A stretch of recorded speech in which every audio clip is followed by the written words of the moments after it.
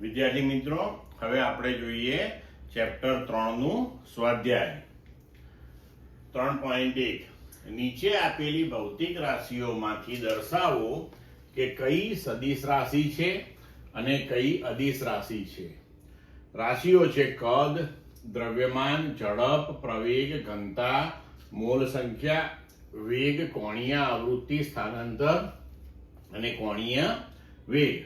તો હવે જુઓ કે આમાં આપણે જોઈએ તો કે કદ, પછી દ્રવ્યમાન, પછી ઝડપ, પછી ઘનતા, પછી મોલ સંખ્યા, કોણીય આવૃત્તિ, આ ભૌતિક રાશિઓ એ અદિશ ભૌતિક રાશિઓ છે. જ્યારે પ્રવેગ, વેગ, સ્થાનાંતર અને કોણીય વેગ જે છે એ સદિશ ભૌતિક રાશિઓ છે. ક્લિયર મિત્રો?